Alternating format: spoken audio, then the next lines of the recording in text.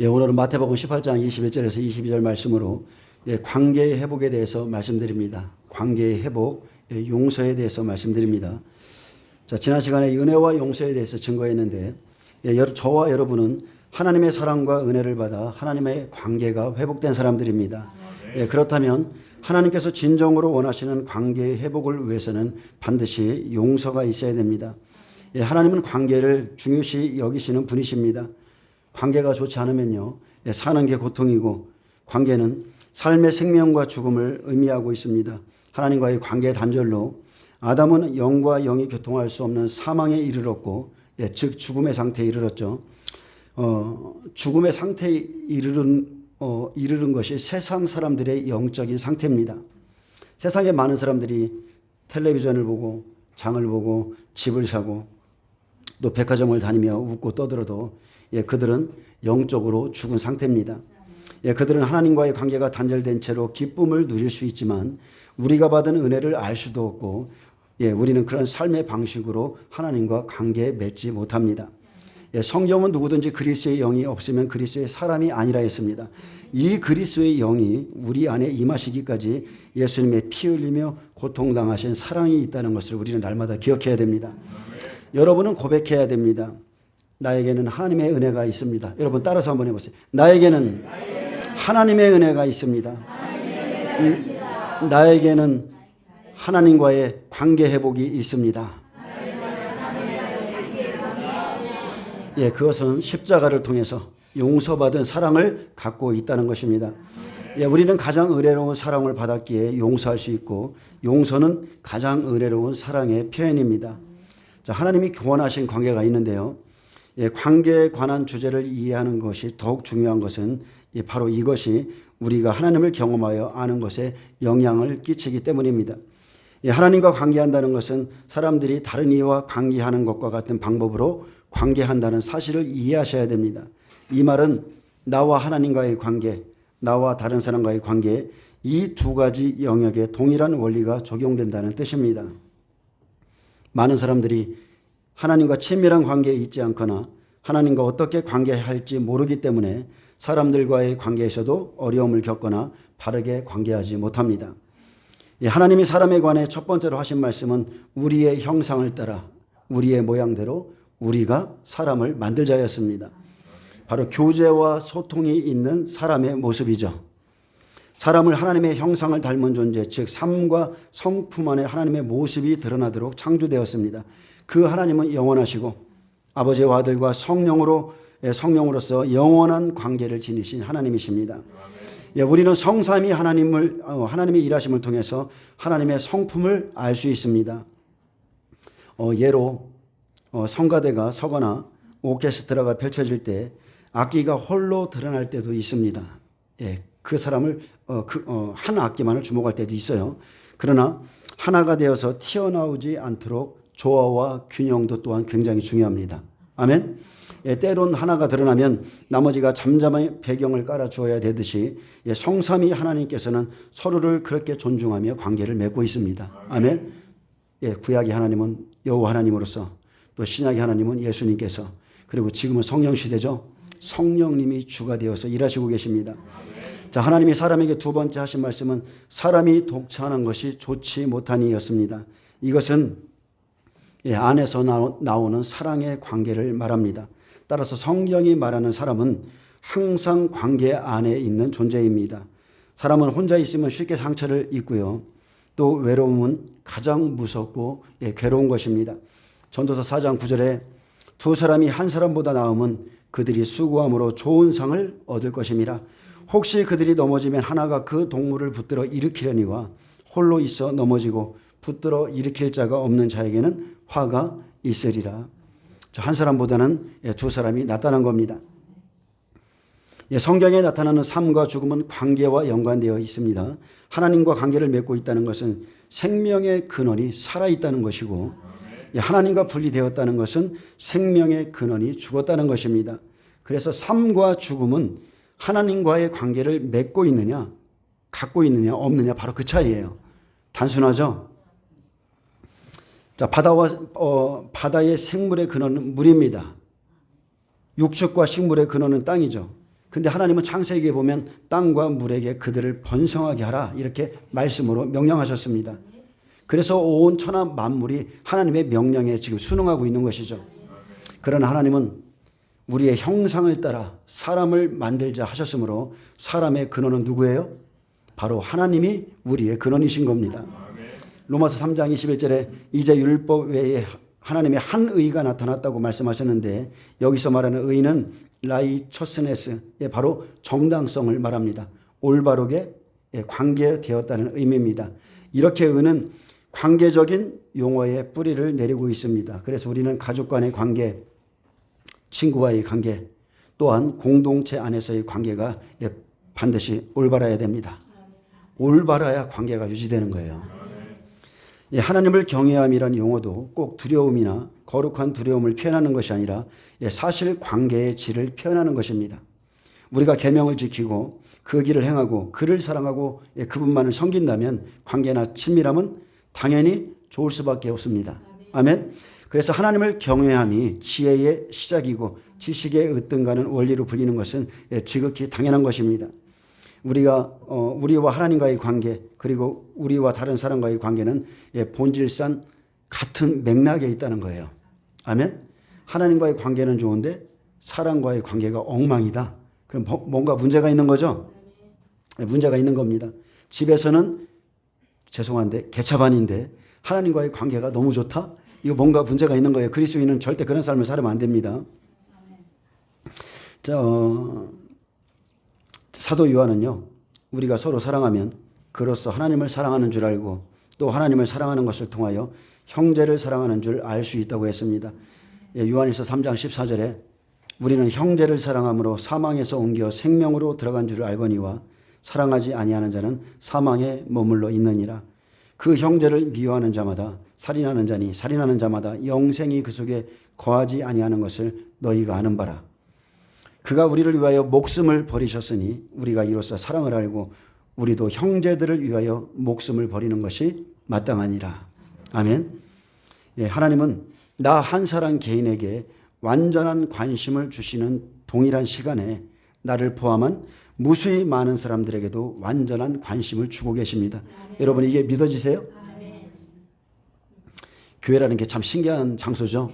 이 자리에서 수많은 사람들이 나와 있는데 각자가 나의 하나님을 만나고 있는 거예요. 아멘. 이거 참 놀라운 겁니다.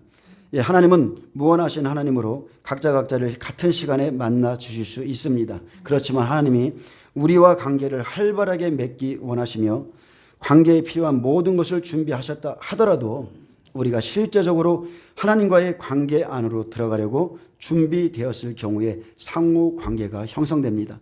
아멘. 여러분 더 사모하는 자가 더 은혜 받습니다. 하나님을 간절히 사랑하는 자가 더 은혜를 입어요. 에스겔 36장 37절에 그래도 이스라엘 족속이 이같이 자기들에게 이루어지기를 내게 구하여야 할지라. 구하라고 했습니다.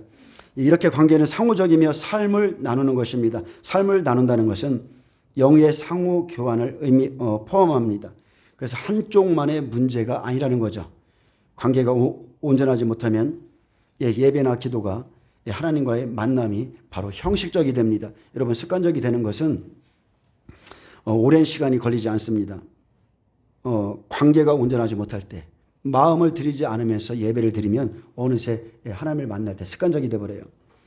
그래서 상대가 중심으로 날 대했는지 여러분 마음으로 알 수 있어요? 없어요? 금방 합니다. 하나님도 똑같습니다. 하나님은 우리 마음 가운데서 우리 마음을 감찰하시는 분이에요. 그래서 만나고 싶거나 가고 싶지 않았거나 잠깐의 만남을 통해서 감정을 서로 느낄 수 있다는 것이죠. 예로 슈퍼에 갔다면 점원이 고객에게 대하는 태도에 정직과 친밀함이 있을 수 있습니다. 그러나 이것은 그 사람의 삶의 영역으로 들어가는 관계가 아니고 짧은 만남에 존중함을 준 것이죠. 내가 그에게 얼마나 허용할 것인가 그것은 아니었다는 의미입니다. 내게 잠깐 친절을 베풀었지만 내 삶의 이 부분은 들어오지 마세요. 내 삶에 허용하는 범위가 있어요. 삶을 잘 나누는 사람들을 보면 관계에 항상 생명력과 활기가 있습니다. 이것은 개성 또는 외향이나 내향이냐 하는 성격의 문제가 아닙니다. 진정한 자신은 내면에 갇혀 있거나 드러나는 역할 뒤에 숨겨져 있습니다. 그래서 관계의 질은 사람과 사람들과의 관계에서도 나 자신을 그 관계에 얼마만큼 정직하게 투자하는가에 달려 있습니다. 잠깐의 만남에도 존중함이 표현돼 나와야 가까이 가고 싶고 만나고 싶습니다. 특히나 영적인 사람들은 금방 합니다. 그 사람이 진정으로 나를 마음으로 대하고 있는지, 아니면은 그냥 상투적으로 나를 대하고 있는지 금방 느낄 수 있어요. 자, 사람과도 상점에 가는 것도 잠깐 자기를 드러내는 모습으로 결정됩니다. 그래서 상대방에 대한 존중과 투자, 관계의 질에 따라 그 관계가 아름답게 되고 더 풍성한 만남과 관계들이 이루어지게 됩니다.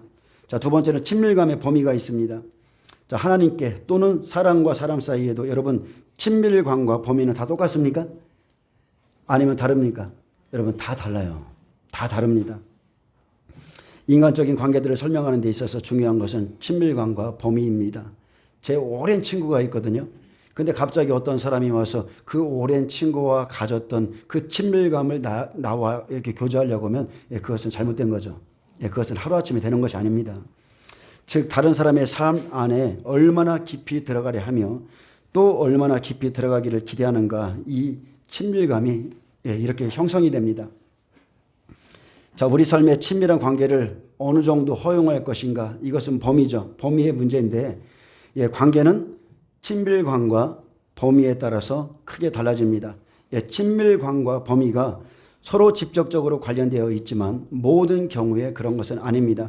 관계에 있어 친밀감은 중요하지만 모든 관계에서 동일한 친밀감을 누릴 수는 없습니다.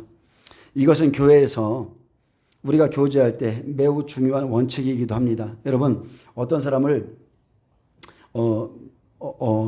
좀 더 뭐라고 할까요? 어떤 사람이 싫어서 미워서 이렇게 거부하는 것이 아니라 이 관계의 범위가 좀 틀려서 그래요. 여러분은 그걸 좀 이해하셔야 됩니다. 아멘? 사람들은 아주 친하든지 아니면 거리를 두든지 단 이 두 가지 관계만 모델로 삼는데, 자, 교회에서의 관계도 아주 친하든지 멀리 하든지 하는데, 자, 우리는 친밀감의 정도가 다른 다양하고 가치 있는 관계들이 있다는 것을 알아야 서로가 상처받지 않게 되고 그렇게 형성된 관계가 깨어지지 않게 됩니다. 자, 예수님을 따르는 여러 무리가 있었습니다. 자, 교회의 모습이죠. 그중 예수님은 12 제자들에게 더 친근감을 가지셨고 12명 중에서도 3명의 제자들에게 더 특별한 친근감을 가지셨습니다. 그래서 예수님은 9명의 제자들을 남겨놓으시고 특별히 베드로, 야고보, 요한을 데리고 가셔서 나머지 9명의 제자들과 나누지 않았던 것을 3명과 함께 자주자주 나눴습니다. 아멘. 예수님이 누구신지에 대해서 양육해가며 제자들 가운데 더 친밀하고 더 헌신된 3명을 신앙의 깊은 세계로 이끌기 위해 따로 높은 산에 올라 기도할 때에 예수님의 그 놀라운 모습, 그 변형된 모습까지도 보여줬죠. 모든 제자에게 보여준 것이 아니에요. 열심히 있는 자, 더 따르길 원하는 자, 더 갈망하는 자에게 이런 특별한 은혜가 있습니다. 우리 교회 안에도 누군가는 예언하고 누군가는 환상을 보고 누군가는 꿈을 꿉니다. 여러분, 그것은 여러분이 주님과의 친밀함에 가까울수록 더 많은 것을 계시받습니다. 여러분이 아셔야 할 것은 엘리야와 또 모세가 예수님과 더불어 말한 것과, 다시 한번 말합니다. 엘리야와 모세가 예수님과 더불어 말한 것과, 자, 구름 속에서 하나님의 음성을 들은 그 제자들에게 뭐라고 당부하셨어요? 인자가 죽은 데 가운데서 살아날 때까지 오늘 본 것을 다른 제자들에게 말하지 말라. 이게 좀 이해되시나요? 어떤 특별한 제자들에게 영광을 보여주시고 말씀해 주시고 다른 제자들에게 말하지 말라. 이렇게 주님 말하시는 분입니다. 자, 우리 모두에게는 어떤 관계가 있지만 친밀감은 전혀 없는 부류들의 사람들이 있고요. 또 어느 정도의 친밀감을 가지고 있는 사람들이 있는 반면 또 아주 친밀한 관계를 가지고 있는 사람들이 있습니다. 여러분이 아셔야 할 것은 친밀감은 차별이 아니라는 겁니다. 범위가 있을 뿐이에요. 범위. 각 사람 친밀함의 범위가 다를 뿐입니다. 그렇기에 상처받지 말고 자신을 세우는데 여러분 더 주력하시기 바랍니다. 내가 다른 사람에게 다가가지 않고 다른 사람에게 마음의 문을 열지 않는데 왜 나를 이렇게 안 껴줘? 이 친밀감의 범위 안에 여러분 그렇게 하시면 안 돼요.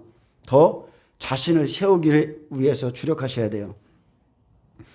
예, 우리의 몸만 보아도 얼굴의 지체와 손과 발의 관계의 범위는 다릅니다. 하나하나 모두 소중하지만 동일한 친밀감을 가져야 되는 것은 아닙니다. 예로요. 몇 번 얼굴을 보아 알고는 지내기에 관계는 있습니다. 친밀감이 전혀 없는 사람이 어느 정도 친밀감을 가지고 있는 사람들이 맺고 있는 그 친밀감 가운데로 들어오려 하면 우리는 거부하는 태도를 취하게 될 것이고 그 사람이 아주 친밀한 관계를 가지고 있는 사람들이 맺고 있는 친밀한 가운데로 들어오려고 하면 더 강력하게 거부 표시를 할 것입니다. 왜 그렇습니까? 바로 관계입니다. 관계가 형성되지 않았기 때문입니다. 이 말씀이 이해되시죠? 여러분 관계라는 것은 이렇게 중요한 겁니다.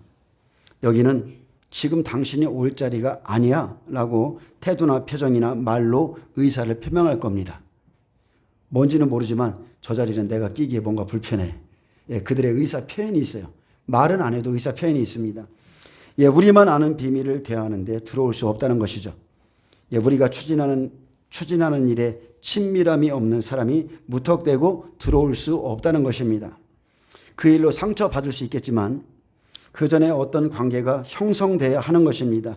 자기의 목적을 위해서 친밀함을 이루고 있는 사람들 속에 어떤 한 사람이 갑자기 무턱대고 들어올 수 없습니다. 그래서 친밀함을 이루기까지는 여러분 신뢰라는 요소가 필요합니다. 아멘. 신뢰라는 요소, 특별히 저와 여러분은 마지막 때를 준비하고 있는 사람들입니다. 이 시대에 예수님이 강림하실 것을 믿고 있기 때문에 더욱더 신뢰가 필요하죠. 이 상황을 잘 다루려면 지혜와 은혜가 필요합니다. 이때 친밀함을 가지고 싶어하는 사람은 상처를 입게 됩니다. 그래서 처음부터 적당한 친밀감이 조성되지 않는다면 나중에 정신적인 충격이 더 커질 수 있습니다. 오늘 말씀이 좀 어려울 수도 있고 쉬울 수도 있는데 자, 여러분 관계들을 설명하는 데 있어서 중요한 것은 친밀감이고 또 하나는 범위라는 거예요. 범위. 어디까지 용납할 것인가. 그래서 관계의 범위는 경계선에 관한 것을 다룹니다. 어디까지 허용할 것인가. 난 허용하지 않는데 내 삶에 깊이 들어와 힘들게 할 수 있습니다. 제가 지금 시골살이를 좀 하고 있는데요. 시골에 가면 특징이 뭐냐면 갑자기 문을 열고 들어온다는 거예요. 그 나의 영역, 도시에서는 있을 수가 없는 일이죠. 근데 갑자기 들어와요. 근데 우리 모두는요, 일정한 시간과 관심, 즉 우리의 위탁과 충성, 후원과 재정을 요구하는 다양한 관계에 맞물려 있습니다.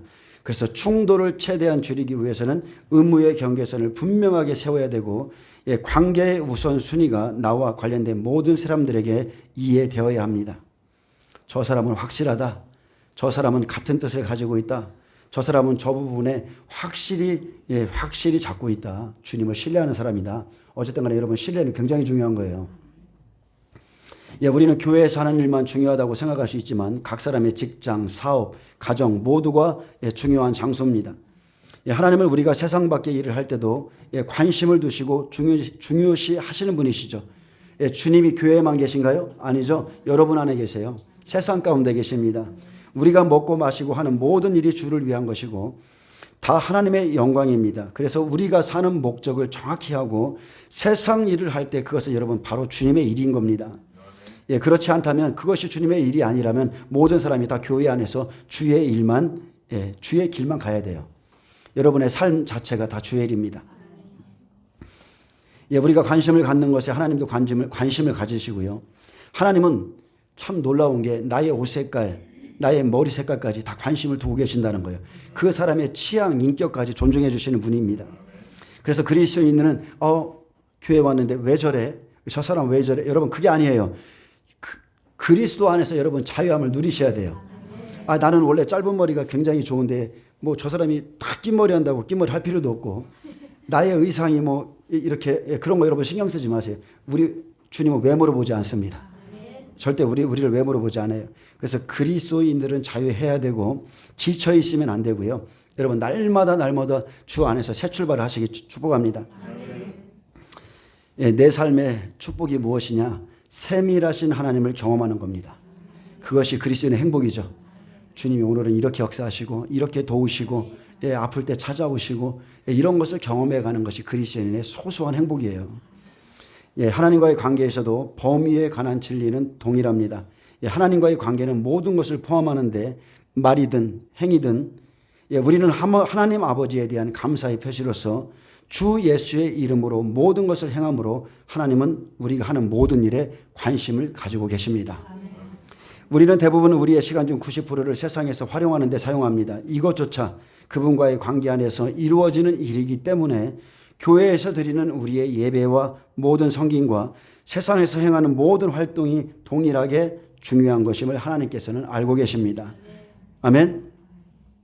자, 근데 관계를 세우는 벽돌들이 있습니다.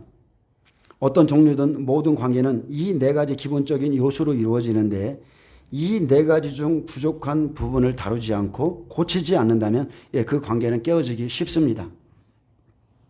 자, 관계를 세우는 네 가지 요소. 첫째, 사랑입니다.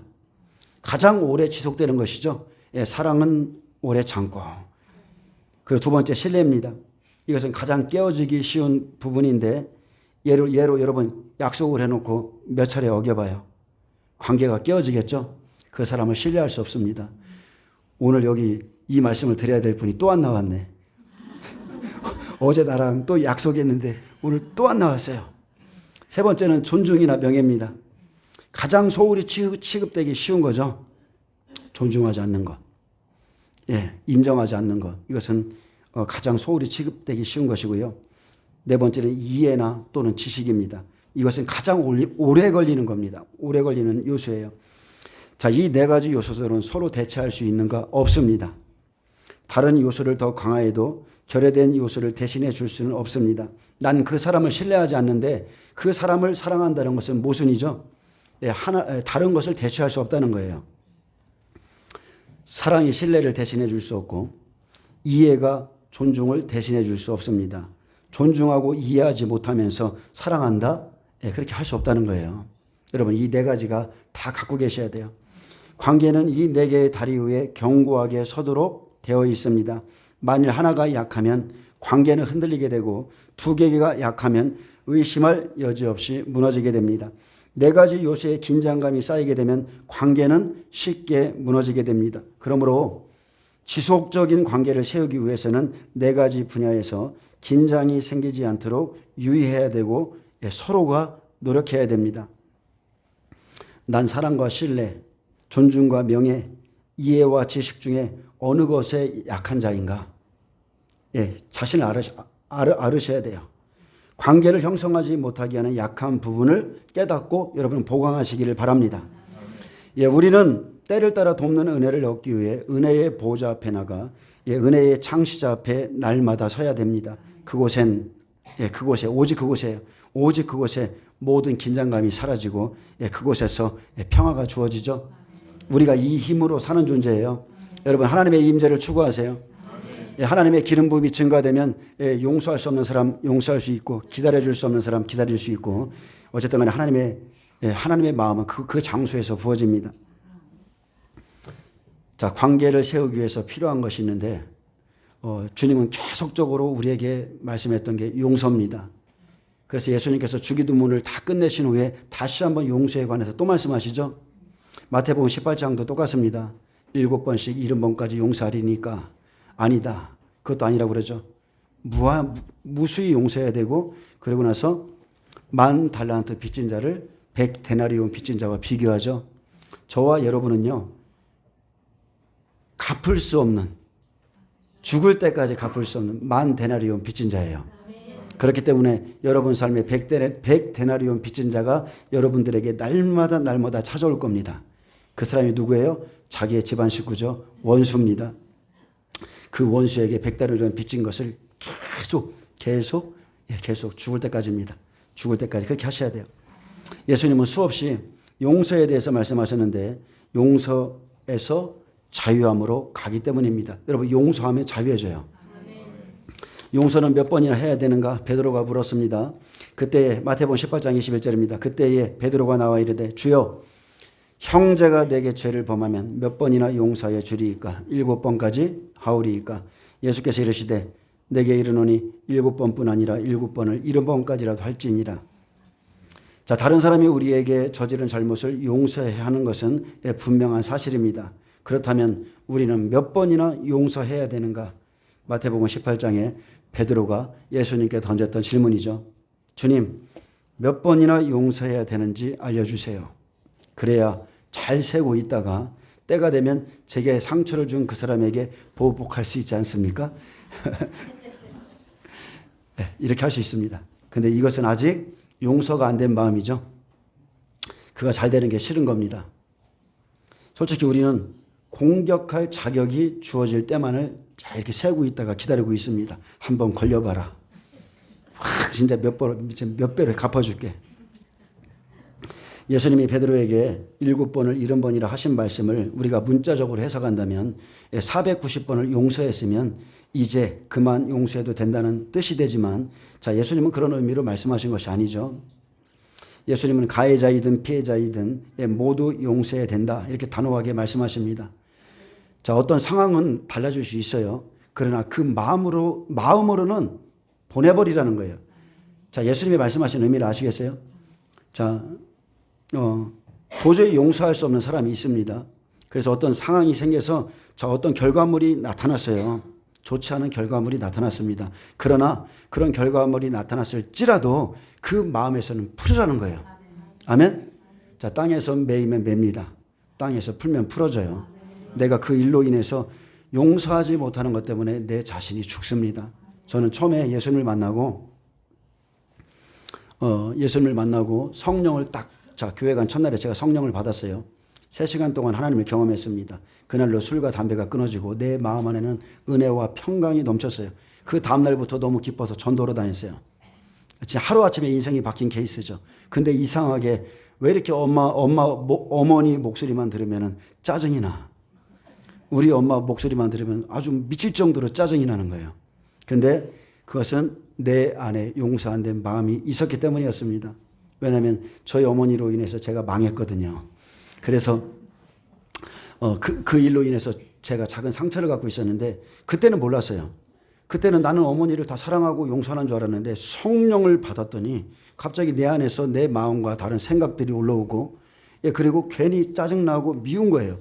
그래서 그때는 누가 이 부분을 풀어줄 수 있는 어떤 지식을 준 사람이 없었어요. 예수님 믿고 얼마 안 돼가지고 도대체 왜 이러지? 도대체 왜 이러지? 이건 내 마음이 아닌데 왜 이런 생각들이 올라오지? 그래서 책을 뒤지다 보니까 말로 선포하라고 하더라고요. 말로. 그래서 그때부터 일주일 동안 예수님의 이름으로 어머니를 축복했습니다. 내가 용서하노라. 용서합니다. 사랑합니다. 용서합니다. 사랑합니다. 일주일 만에 그 문제가 다 해결됐습니다. 내 안에서 이렇게 영적으로 부딪히고 거치고 막 믿고 이런 것들이 일주일 딱 지나니까요, 아예 흔적도 없이 다 사라진 거예요. 그냥 주님의 사랑과 은혜가 그때부터 제 안에서 막 흐르는 겁니다. 여러분 용서하시기 바랍니다. 나 자신을 위해서 용서하셔야 돼요. 모든 것은 하나님께 맡기세요. 그러나 마음 안에서는 용서하시라는 겁니다.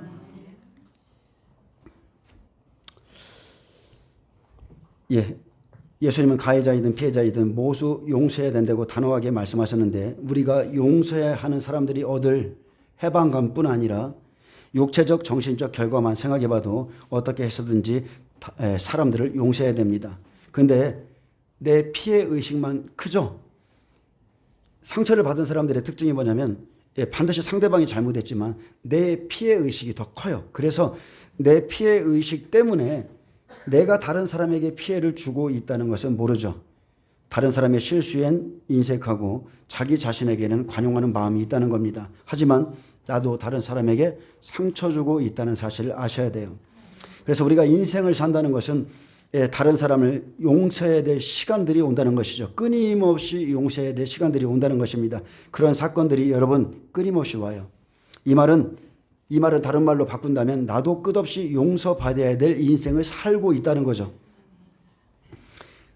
그래서 어떻게 하든지 용서에 대한 기회를 놓치지 말고 용서하기 위해 최대한 기회를 활용하는 것이 지혜 있는 자입니다. 자, 용서에 고려해야 될 측면이 있는데 용서에 대한 인식은 어느 정도인가? 자, 마태복음 18장 20일입니다. 그때 베드로가 나와 이르되 주여 형제가 내게 죄를 범하면 몇 번이나 용서해 주리이까? 7번까지 하오리이까? 예수께서 이르시되 내게 이르노니 7번뿐 아니라 7번을 7번까지를 할지라다. 또 요한복음 20장 23절 너희가 누구의 죄든지 사하면 용서하면입니다. 사한다는 것은 멀리 보내버리면 떠나버리면 그 소리예요. 사해 줄 것이고 누구의 죄든지 그대로 두면 그대로 있으리라 하시니라. 자, 용서에도 법칙이 있습니다. 법칙에 문제가 있죠. 자, 하나님의 영적인 법칙은 항상 신고 거두는 법칙에 근거합니다. 갈라디아서 6장 7절에 스스로 속이지 말라. 하나님은 없인 여김을 받지 아니하시나니 사람이 무엇으로 심든지 그대로 거두리라. 여러분, 때가 되면 심은 것을 거둡니다. 내가 심었기 때문에 열매 맺은 것을 내가 먹는 거예요. 자, 뿌리고 거두는 법칙은 하나님의 절대 법칙 중 하나입니다. 쉽게 말하면 그냥 절대 법칙입니다. 씨를 뿌리지 않았는데 씨가 나나요? 아니죠. 반드시 뿌린 대로 나죠. 우리가 용서치 않음을 뿌린다면 우리는 결국 용서치 않음을 거둘 것이고 우리가 용서를 뿌리면 우리는 용서를 거둡니다. 근데 이 선택은 자기 자신에게 있다는 거죠. 선택은 우리 자신에게 주셨다는 겁니다. 오늘 본문 말씀은 아니지만 제가 좀 읽어드리겠습니다. 자, 10,000달란트 빚진 자가 있었는데 그 종의 주인이 불쌍히 여겨 놓아 보냈죠. 그 빚을 탕감하여 줬습니다. 근데 자, 이 종에게 결산할 때 제가 좀 읽어드릴게요. 자, 천국이란 어떤 것이냐? 그 종들과 결산하려 하던 어떤 임금과 같으니 결산할 때에 10,000달란트 빚진 자 하나를 데려오매 갚을 것이 없는지라. 주인이 명하여 그 몸과 아내와 자식들과 모든 소유를 다 팔아 갖게 하라. 자기뿐만이 아니에요. 빚이 얼마나 많은지 그 자기의 몸 그리고 아내, 자식 모든 소유까지 다 팔아 갖게 하라. 그 종이 엎드려 절하며 이르되 내게 참으소서 다 갚으리이다 하거늘. 자, 갚겠습니다 했더니 그 종의 주인이 불쌍히 여겨 놓아 보내며 그 빚을 다 탕감해 줬어요. 근데 그 종이 나가서 어떻게 했어요? 자기에게 100데나리온 빚진 동료 한 사람을 만나서 붙들고 목을 잡고 이르되 빚을 갚으라. 이것은 용서에 관한 말입니다. 빚을 갚으라 하며 그 동료가 엎드려 간과 이르되 나에게 참아주소서 갚으리이다 하되 허락하지 아니하고 이에 가서 그가 빚을 갚도록 옥에 가두거늘 그 동료들이 그것을 보고 몹시 딱하게 여겨 주인에게 가서 그 일을 알리니. 기도했다는 거죠. 그 일을 알리니 이에 주인이 그를 불러다가 말하되 악한 종아 내가 빌기에 내가 내 빚을 전부 탕감하여 주었거늘 내가 너를 불쌍히 여긴과 같이 너도 내 동료를 불쌍히 여김이 마땅치 아니하냐고 주인이 노하여 그 빚을 다 갚도록 그를 옥졸들에게 넘기니라. 너희가 각각 마음으로부터 형제를 용서하지 아니하면 나의 하늘 아버지께서도 너희에게 이와 같이 하시리라. 아멘. 여러분 용서하시기 바랍니다. 아멘. 용서 쉽지 않습니다. 그러나 용서하셔야 되고요. 우리가 의무적인 용서에 머무르면 그 자리에서 벗어나지 못합니다. 필요하지만 여러분 완전한 용서를 하셔야 돼요. 용서를 선택할 때 은혜 안으로 들어가게 되고 그 은혜 안에서 이미 이루어 놓으신 용서의 은혜를 누릴 수 있게 되고 또 은혜 안에서 용서를 할 수 있게 됩니다. 여러분 우리 스스로 할 수 있는 게 아무것도 없다는 거예요. 은혜 받았기 때문에 용서할 수 있고. 아멘. 자, 이제 두 번째 효과의 문제가 있는데요. 내가 용서하려는 것은 베풀기 위함인가 아니면 얻기 위함인가? 은혜와 사랑의 바탕을 두는 용서는 환경을 변화시키는 힘을 방출합니다. 은혜는 모든 상황을 이기기 때문이죠. 내가 왜 용서하려는 걸까? 내가 왜 용서하길 꺼려 하는가? 안 받아들일까 봐? 굴복을 따내려고 머뭇거리는 이유가 있습니다. 용서는 주님 안에서 상대방이 받지 않아도 할 수 있습니다. 아멘. 여러분 화해는요. 주님 안에서 상대방과 함께하는 것이지만 용서는 주님 안에서 상대방이 받지 않아도 할 수 있습니다. 스스로 할 수 있어요. 자, 세 번째는 동력의 문제가 있습니다. 진정한 용서는 주님께서 이루신 일에 근거합니다. 우리가 하는 것도 아니고 우리에게 달려있는 것도 아니죠. 주님의 은혜 안에서 그냥 이루어지는 거기 때문입니다. 그래서 주님께서 십자가에서 이루어 놓으셨기에 가능한 것이죠. 그러므로 우리는 그분의 용서로 용서하는 것입니다. 아멘. 여러분 은혜 받으세요. 은혜 받으면 제가 이렇게 말 안 해도 주님이 마음 안에서 다 용서할 마음을 주십니다. 자, 솔로몬은 아가서에 보면 검고 탄 술람미 여인에게 내 얼굴은 아름답구나 이렇게 고백했습니다. 햇빛에 그을린 숯검정 같은 그 모습, 그 모습을 보고 내 얼굴은 아름답다 이렇게 말했습니다. 여러분, 자, 솔로몬이 무엇을 본 거예요? 솔로몬은 예수님의 예표죠. 내 안에 진짜인 나를 본 겁니다. 그 안에 들어있는 영혼은 아름답다는 거예요. 예수님은 우리의 영혼을 겉사람으로 보는 게 아니라 그 안에 있는 영혼을 아름답게 보시죠. 거무나 아름답다. 아멘. 거무나 아름답다. 저와 여러분에게 주신 말씀. 아멘. 받을 자격이 있어요, 없어요? 받을 자격 없는 말씀이죠. 근데 은혜 안에서만 고백할 수 있는 말씀입니다. 우리가 이런 존재예요. 나는 거무나 아름답다. 이 은혜를 깊이 인식할 때 여러분은 용서할 수 있습니다. 자, 네 번째는 생활 방식으로서의 용서가 있는데, 상처라는 것은 뭐냐면요, 재방송되는 쓰레기입니다. 재방송되는 상한 감정이에요. 그래서 이 번져가는 상처, 심화되는 상처, 우리의 인생을 바라보는 관점이 여러분 달라지셔야 돼요. 용서의 기술이 필요한 것이 인생입니다. 결혼이라는 것은요, 제일 힘든 건데 상처와 용서치 않음이 발생할 수 있는 가장 취약한 장소죠. 결혼 생활의 행복과 성공은 하루 24시간, 일주일에 7일, 1년 365일 용서의 기술을 훈련할 것을 요구하는 장소입니다. 결혼은 용서를 요구하는 가장 큰 장소입니다. 가장 큰 장소예요. 용서를 습관처럼 하라. 내 안에 상처를 다루지 못해 남을 치료해 놓고 나는 죽는 경우도 있습니다. 여러분, 용서라는 것은요, 의지적으로 선택하기로 훈련하고 노력하셔야 됩니다. 용서하지 않는 삶은 다 잊은 것 같고 다 해결된 것 같지만 그것은 영적으로 보면 나를 고문하는 삶과 똑같습니다. 나를 고문하는 거예요. 영적으로 좀 말씀드릴까요? 용서치 못하면 쓴뿌리가 있으면 반드시 그 사람은 귀신에게 문을 열어주는 것과 같습니다. 영에는, 그 귀신이 우리의 영에는 침범하지 못하지만, 자, 우리의 생각 속에는 침범할 수 있죠. 육체 속에도 침범에 들어와서 우리의 생각과 육신을 연약하게 하죠. 오래되면 병듭니다.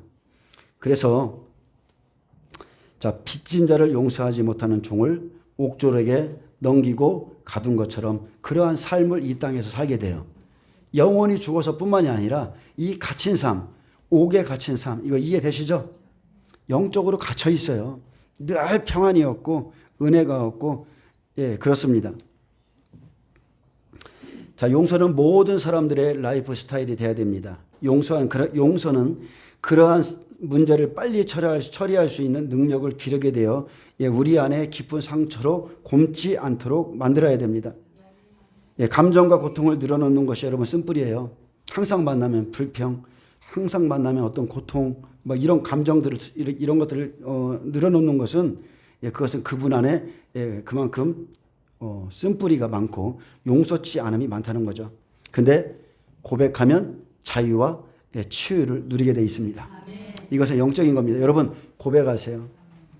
상대방에게 고백해도 되고 주님께 고백하셔도 됩니다. 그러면은 자유를 누릴 수가 있어요. 자, 용서하지 않을 때 쓴뿌리가 생겨서 부정적인 감정과 고통을 계속 늘어놓고 됩니다. 상한 감정은 계속 반복해서 말하는 거예요. 그러나 고백하는 것은 주님께 맡기는 것이기 때문에 치유와 자유를 얻게 됩니다. 예수님께 나의 아픔, 나의 쓴뿌리, 내가 용서치 못함을 다 고백하고 용서해달라고 하면 그 사람 정말로 여러분 치유가 일어납니다. 이게 놀라운 거예요. 자, 플래시 기도의 활용이라는 게 있습니다. 자, 플래시 기도라는 게 있어요. 이것은 어떤 일이 딱 생기면, 어떤 상황이 오면 즉시 그냥 주님께 맡기는 짧은 기도입니다. 짧지만 간단한 고백 기도죠. 주님, 저는 이 말 때문에 마음이 아픕니다. 예를 드는 거예요. 아니면 저는 지금 주님 이 일로 인해서 제 마음이 아픕니다. 이것 때문에 내가 상처가 되지 않기를 원합니다. 그리고 상처를 거부합니다. 그리고 왜 이 말을 할 수밖에 없었는지, 아니면 이 상황을 내가 잘 넘길 수 있도록 주님 도와주옵소서. 그 사람을 이해하게 도와주옵소서. 하여튼 이런 식으로 짧게 그 순간순간마다 주님께 올려드리는 기도예요. 주님께서 십자가에서 죽으심과 부활의 능력으로 저의 지금 이런 부정적인 감정들이 죽음에 처하고 새롭게 하시는 주님의 은혜 안에서 주님의 순전한 사랑과 용서가 그렇게 하옵소서. 이렇게 예수님의 이름으로 기도합니다. 짧게 기도해도 주님은 역사합니다. 아멘. 이렇게 말하는 제가 부끄럽네요. 저는 이렇게 못할 때가 많거든요.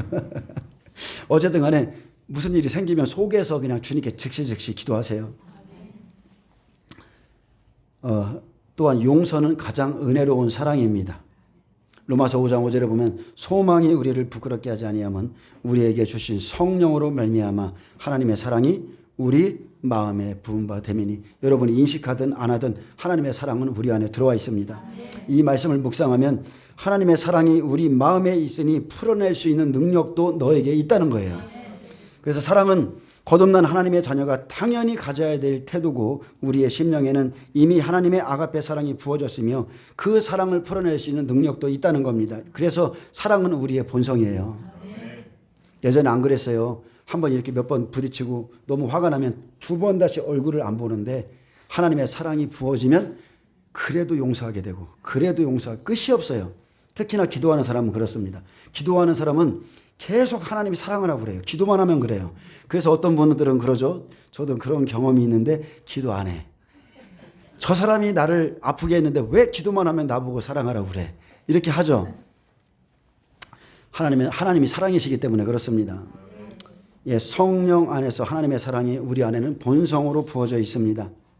사랑의 태도는 보이는 상대가 있든지 없든지 하나님 앞에서 새로운 피조물, 즉 새 사람의 본성대로 합당하게 살아가는 것에 대한 문제죠.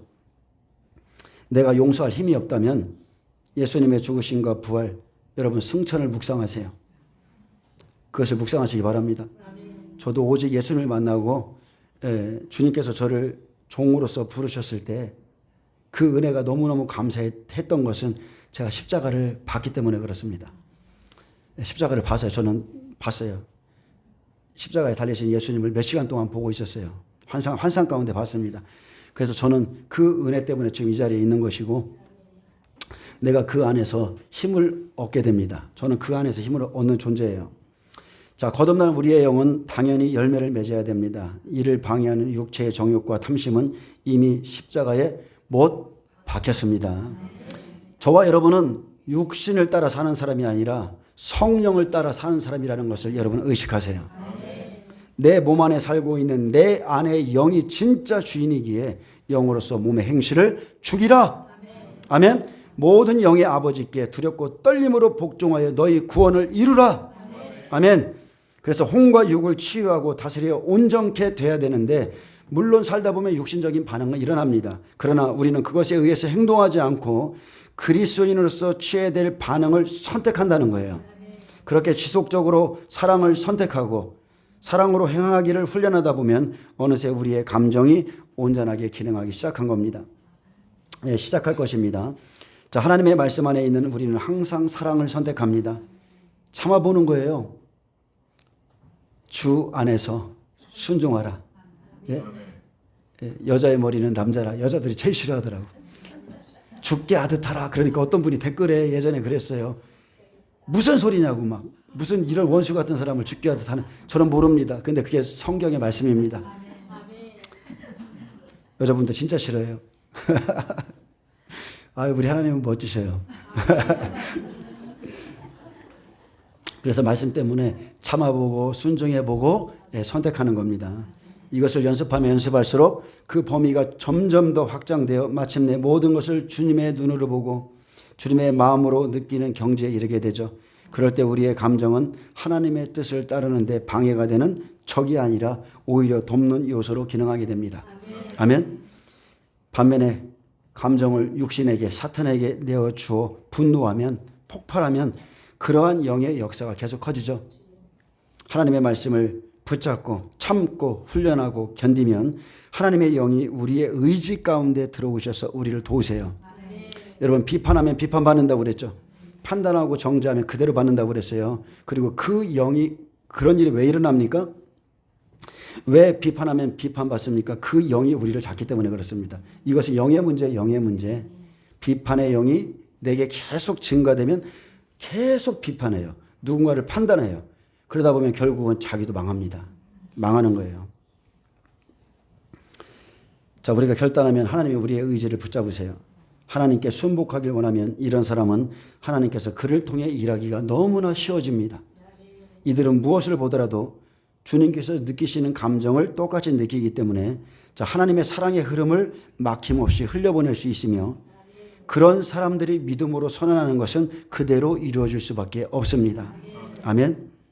내 말이 너희 안에 거하면 무엇이든지 원하는 대로 구하라. 그리하면 이루어지리라. 내 말, 그의 계명이 내 안에 거하면 순종함으로 기도하면 여러분 다 그대로 이루어집니다. 사랑은 악한 것을 생각하지 않습니다. 사랑은 상대가 나에게 저지른 잘못을 기억하지 않습니다. 왜 그렇습니까? 그렇게 하기로 선택했기 때문입니다. 내가 선택했기 때문에. 솔직히 저 원수 2번 다시 보고 싶지 않아요. 진짜 보고 싶지 않은데 시간이 좀 흐르고 1주일, 2주일, 3주일만 지나도 거기까지 갈 것도 없습니다. 기도하는 사람은 며칠만 지나면 하나님이 사랑하라고 막 부어주셔서 내가 용서치 않는 그것 때문에 내가 괴로운 거예요. 예, 그렇게 됩니다. 자, 상대가 악한 행동을 했다 하더라도 그것이 내 영의 태도에까지 영향을 미치도록 허락하지 않습니다. 분을 내어도 예, 해가 지지 않습니다. 다 그날 풀으셔야 돼요. 성령 충만하면 진짜 이 일이 가능해요. 성령 충만하면 잠깐 나가보세요. 성령 충만하면 하루를 넘길 수가 없습니다. 왜요? 주님이 내 안에서 닥달하시기 때문에 견딜 수가 없어요. 자, 그리고 우리는 어떤 악한 사건이라도 나에게 덕이 되도록 해석하고 좋은 것만을 기억해야 됩니다. 그것이 우리의 영이 오염되지 않은 상태로 보호하는 길입니다. 아멘. 품고 있으면 안 됩니다. 사랑하는 모든 것을 참습니다. 사랑은 모든 것을 믿습니다. 모든 것을 바라고 모든 것을 견딥니다.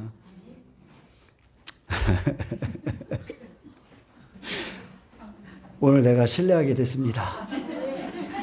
아멘.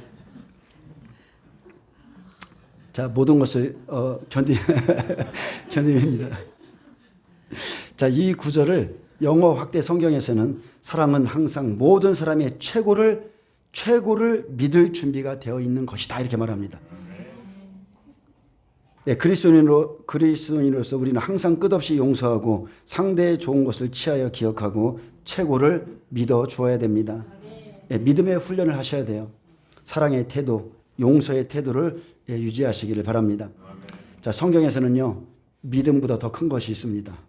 믿음, 소망, 사랑 가운데 무엇이 가장 커요? 가장 높은 것이 사랑이라 말씀하고 있습니다. 여러분, 믿음, 방언, 예언, 여러분 천국에 가면 그런 거 없어요. 오직 사랑만이 존재합니다. 그래서 우리가 그리스도의 사랑 가운데서 행한다면 그 자체가 곧 하나님의 뜻을 행하는 것이므로 굳이 믿음을 발휘하여 구하고 붙잡지 않더라도 확실한 결과를 낼 수밖에 없어요. 사랑으로 행하면 역사가 일어납니다. 아버지요, 저들의 죄를 용서하여 주옵소서. 그때 사랑이 온전하게 되었죠. 이 말씀을 고백할 때 사랑이 온전하게 되었고, 사랑은 용서할 때 온전하게 되며 영광스러운 완전한 사랑이 우리를 치유하는 겁니다. 십자가에서 물과 피를 쏟으셨잖아요. 그 영광스러운 사랑이 우리를 치유하는 거예요. 그래서 용서는 어긋난 관계, 막힌 관계를 회복시켜 줍니다. 나 자신과 상대방 그리고 환경까지입니다. 모든 묶인 것들을 풀어줘요. 그리고 더 큰 사랑이 부어지게 됩니다. 다른 말로 표현하면 여러분, 이것이 기름 부음이에요. 이것이 참된 기름 부음이에요. 기름 부음 받으러 가서 능력 막 이러는데 이 사랑이 여러분 기름 부음이에요. 하지만 내가 사용하지 않기 때문에 안 풀어집니다. 여러분, 영으로 믿음으로 기능하시길 축복합니다. 자, 이것은 하나님의 말씀을 행하는 것입니다. 여러분 말씀을 행하세요.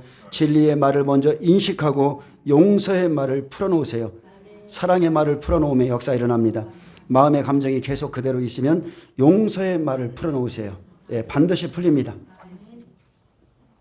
예, 용서는 가장 은혜로운 사랑인데 사랑은 역동적이고 거기에는 목적이 있어야 됩니다. 목적이 없다면 우리는 사랑할 수도 사랑을 품을 수도 없습니다. 예, 당신은 어떤 사람이든 어떤 것이든 사랑해야 합니다. 아멘. 예, 사랑은 여러분 또한 표현할 필요가 있습니다. 표현해야 돼요. 사랑한다고 하면서 손가락 하나 안 움직이고 우리 강아지도 저를 사랑하기 때문에 집에 가면 막 꼬리를 막 흔들며 반겨주는데 여러분 사랑은 표현하는 거예요. 예수님의 사랑 표현 보세요. 예, 표현하는 사랑이었죠. 예, 그분은 표현하는 사랑이었어요. 이 십자가는 표현하는 사랑인 겁니다. 예, 사랑은 사랑한다고 표현합니다. 말로 하기도 하고 접촉으로 하기도 하고 눈빛으로 또 고백으로 여러분 이렇게 실천해 보세요. 사랑은 말로도 눈빛으로 접촉으로도 읽어지고 다듬겨지는 겁니다. 그래서 새 힘이 사랑의 감정과 능력들이 풀어지고 전이 되죠. 이런 것들은 전이 됩니다. 요한이 예수님의 품 안에서 기댔죠. 예수님의 사랑의 기름 부음이 이렇게 흘러가는 겁니다. 진정성 있는 말로 사랑해, 사랑한다, 사랑해. 이 한마디에 성령님께서 여러분 역사하세요. 오늘 사랑의 나라는 진리를 풀어놓으시길 축복합니다. 쑥스러워서 못하는 분들 계신데 사랑해. 한번 풀어놔 보세요. 성경에서는요, 사랑하는 것은 명령입니다. 사랑하는 명령이 아내보다도 남편에게 더 자주 주어졌다는 것을 주목할 필요가 있습니다. 남편에게 죽게 하듯 하라 이렇게 하면 여자들이 좋아하고요. 여자들이 싫어하고요. 또 남편에게 내 몸같이 사랑하라. 이것은 남자에게 주어졌죠. 자, 거기에는 그럴 만한 이유가 있습니다. 남편이 아내를 충분히 사랑한다면 그 반응으로 아내는 남편을 충분히 사랑할 것이기 때문입니다. 결혼 생활에서 충분한 사랑이 있느냐 없느냐의 책임도 분명하게 남편에게 있음을 말합니다. 사도 바울은 전 이게 성경을 읽으면서 가장 이해가 안 되는 부분이 이거거든요. 사도 바울은 남편에게 주어진 책임은 온전한 아내를 만드는 것이라 이렇게 말했습니다. 이거 이해되세요? 여러분 이게 알 수 없는 부분이죠. 예수님도 결혼 안 했어요. 바울도 결혼 안 했어요. 근데 이분들이 결혼을 논하고 있어요. 예수님도 결혼하지 않은 사도 바울도 이 교회와 가정에 대해서 말하고 막 이렇게 하는 거예요. 난 이게 이해가 안 가요. 저는 자기의 집안 식구가 원수니라 이렇게 말씀을 하신 예수님이 결혼을 안 했다는 거에 그게 지혜라고 생각합니다. 에베소서 5장 25절에 보면 남편들아 아내 사랑하기를 그리스도께서 교회를 사랑하시고 그 교회를 위하여 자신을 주신 것 같이 하라. 이는 곧 물로 씻어 말씀으로 깨끗하게 하사 거룩하게 하시고 자기 앞에 영광스러운 교회로 세우사 티나 주름 잡힌 것이나 이런 것들이 없이 거룩하고 흠이 없게 하려 하심이라. 이제 말씀 뵙겠습니다. 남편은 아내에게 온전히 체험받을 수 있는 환경을 제공하기 위해서 나 자신을 주라는 명령을 받고 있습니다. 그러나 어떤 환경 속에서는 이게 안 됩니다. 그래도 노력을 하셔야 돼요. 관계의 범위가 넓어질수록 사랑의 감정적인 요소보다는 여러분 의지적인 부분이 더 중요하다는 거예요. 하나님은 이 의지를 기뻐 받으십니다. 아멘. 안 되지만 하려고 하는 그 의지 여러분 그거 사랑이에요. 하나님은 그거 받으십니다. 마태복음 10장 36절에 사람의 원수가 자기 집안 식구리라. 자, 우리 주님은 참으로 똑똑하시죠. 용서해야 될 대상을 사랑의 공동체인 집안에 다 두신다는 겁니다. 그래서 이 사랑의 감정을 가진 공동체가 물질로 인간의 탐욕으로 무너지죠. 탐심과 욕심으로 뒤틀리고 무너지고 또 어떤 가정은 예수님을 믿는 것 때문에 갈라지기도 합니다. 이것이 인간이 가진 육체의 한계고 그러므로 내 원수를 사랑하라고 그랬어요. 사랑할 수 없는데 사랑하라. 내 가족을 사랑하라는 거죠. 이 말을 다른 말로 그냥 딱 표현한다면 내 생명을 사랑하라는 거예요. 내 안에서 나온 생명을 사랑하라. 사실 모든 육으로 존재하는 생명은 서로가 원수 관계입니다. 세상을 비롯해 우리 주변에는 원수와 적군들이 참 많습니다. 근데 원수를 사랑할 능력이 있는 분은 오직 예수님밖에 없어요. 예수님만이 가능하기에 여러분 예수님과 연합하세요. 예수님과 연합해야 사랑하고 용서할 수 있습니다. 빌립보서 1장 6절 말씀으로 마치겠습니다. 너희 안에서 착한 일을 시작하신 이가 그리스도 예수의 날까지 이루실 줄을 우리는 확신하노라. 우리 안에서 성취되는 말씀 여러분 예수가 하십니다. 예수와 연합하세요. 치유든 어떤 능력이든 예언이든 믿음이든 소망이든 사랑이든 예수와 함께할 때 모든 것이 다 이루어집니다. 기도하겠습니다.